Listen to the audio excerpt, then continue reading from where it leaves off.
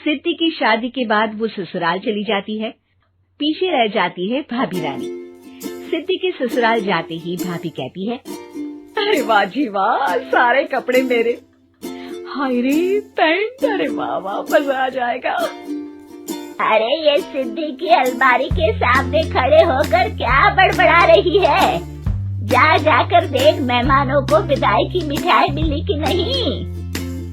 अब हाँ माँ जी, क्यों नहीं, लेकिन पहले कपड़े तो बदल लूं। अब रानी आ जाती है सिद्धि के उन कपड़ों में जो वो ससुराल जाने से पहले घर छोड़ जाती है। अरे रानी, कुछ दिन रुक जाती। अरे ये तो सिद्धि बिटिया को मैंने ही दिया था, बड़ा ही फबता था उस पर, तुझ पर तो कुछ खास नहीं लग रहा। अब वो ना मेरे सारे कपड़े गीले थे तो सोचा पहन लूं।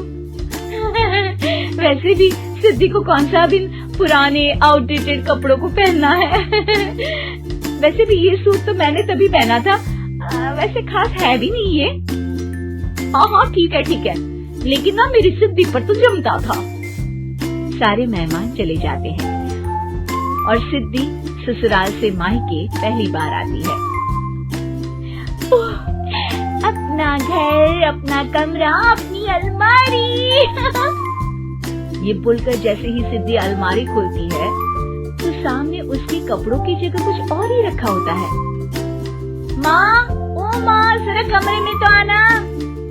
सास और रानी वहाँ पहुँच जाते हैं। रानी ने पहनी होती है सिद्धि की जींस और टी शर्ट। अरे भाभी, ये क्या? ये तो मेरी बड़ी ही महंगी टी शर्ट है, इसे आपने घर में क्यों पहनी है?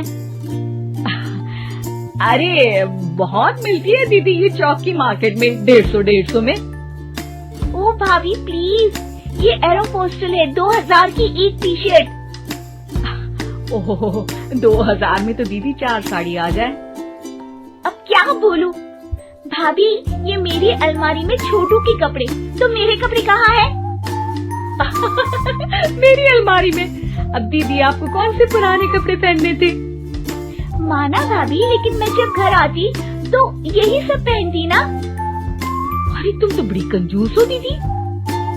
खैर वक्त आता है जब सिद्धि ससुराल के लिए रवाना हो रही होती है। अरे रानी, अंदर से सिद्धि का गिफ्ट ले आ, लड़की पहली बार ससुराल से मायके आई है। रानी अंदर जाती है और एक सिंपल सी साड़ी लेकर बाहर आ जाती है। ये लीजिए माँ जी। सास बेटी को गिफ्ट देकर ससुराल भेजती है। अगले दिन रानी एक सुंदर सी साड़ी पहनकर सामने आती है। अरे रानी, ये तो वो साड़ी है जो मैंने सिद्धि को देने के लिए दी थी जब वो ससुराल ले जाती, लेकिन ये तूने कैसे पहन ली?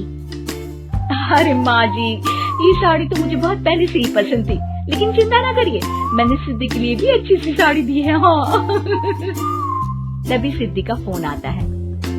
क्या माँ, कुछ अच्छा तो दिया होता ससुराल ले जाने के लिए। अरे पहले दिखा दिया होता।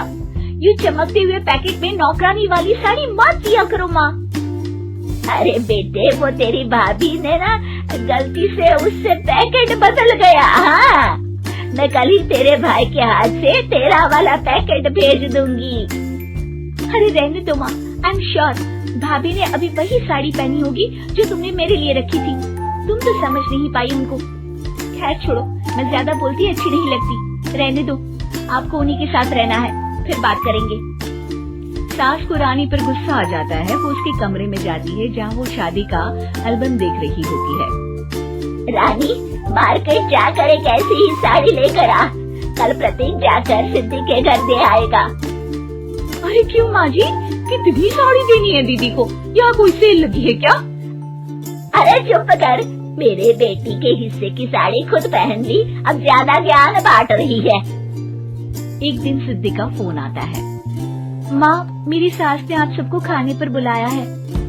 सारे लोग सिद्धि के ससुराल पहुँचते हैं। खाना खाकर वो लोग निकल रहे होते हैं कि सिद्धि की सास सभी को गिफ्ट देती है। अरे बहन जी, बेटी के घर का खाना खा लिया, यही बहुत है जो आप ऊपर से गिफ्ट भी दे रही है। अरे बहन जी, आप भी कहाँ इन बातों पर विश्वास कर रही है। सास सभी को गिफ्ट देती है, लेकिन रानी को जो साड़ी देती है वो अजीब सी हरे रंग की लाल रंग के बड़ी छाप वाली होती है। अरे छी, ये कौन पहनेगा? सासू माँ को तो जरी वाली इतनी सुंदर, और मेरे लिए ये नौकरानी वाली। अरे भाभी, दरअसल मैं जब भी घर आती थी आप वापसी में ऐसी ही साड़ी देती थी ना, तो माँ ने सोचा कि आपको आपकी पसंद की ही साड़ी क्यों ना दी जाए। बेचारी रानी, बोलती भी तो क्या।